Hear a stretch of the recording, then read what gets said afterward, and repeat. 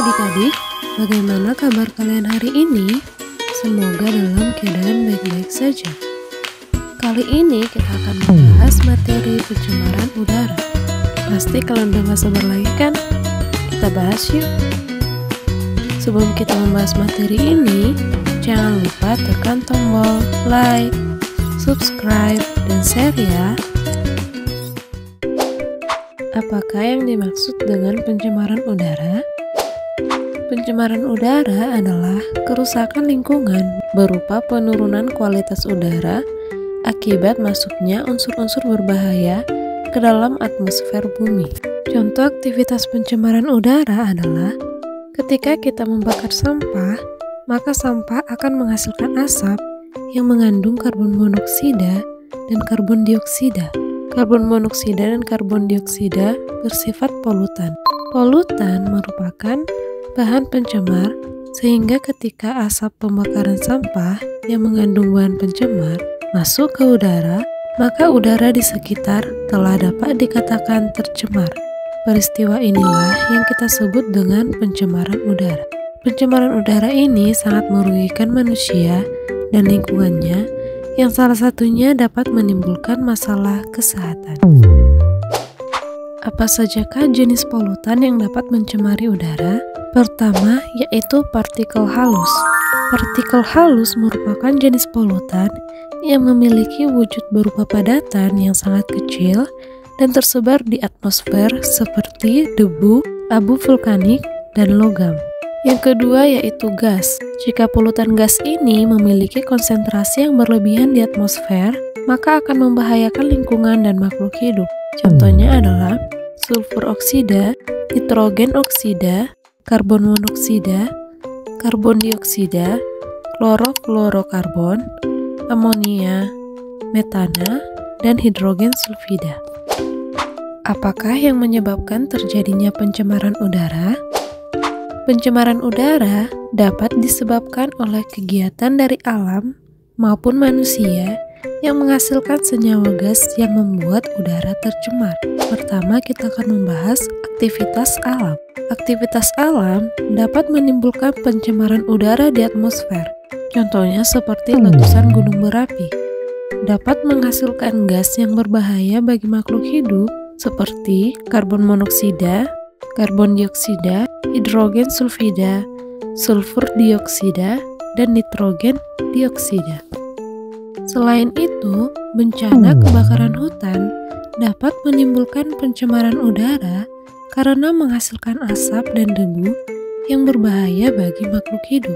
Asap kebakaran hutan mengandung gas berbahaya yaitu karbon dioksida, sulfur dioksida, nitrogen dioksida, dan ozon permukaan.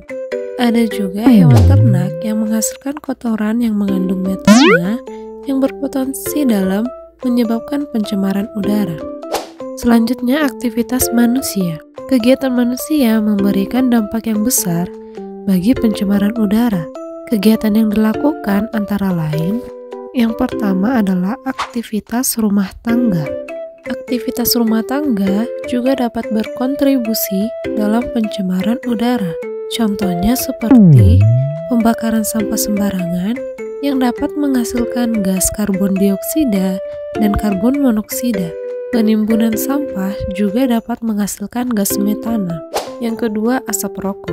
Salah satu kebiasaan manusia yang sangat sulit untuk dilepaskan jika sudah mencoba yaitu merokok. Ketika kita merokok, rokok akan menghasilkan asap yang mengandung gas karbon monoksida dan amonia yang juga dapat menjadi penyebab pencemaran udara. 3. Asap kendaraan.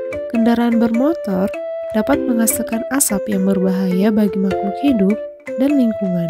Asap kendaraan bermotor terbentuk dari pembakaran bahan bakar fosil seperti minyak bumi yang digunakan untuk menghasilkan energi bagi transportasi.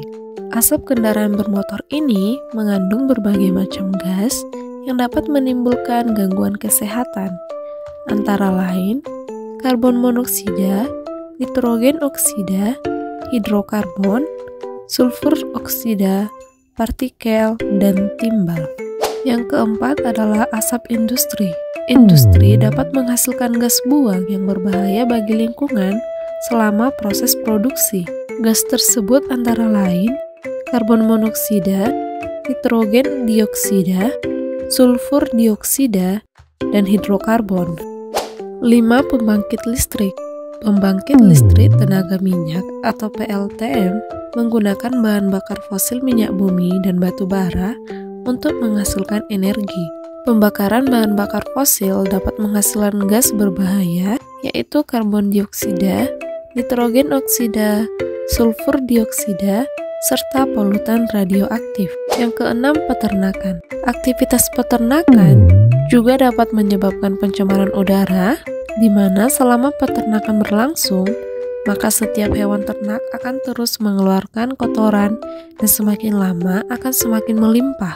Jika limbah kotoran ini tidak diolah dengan baik, maka akan menyebabkan pencemaran udara.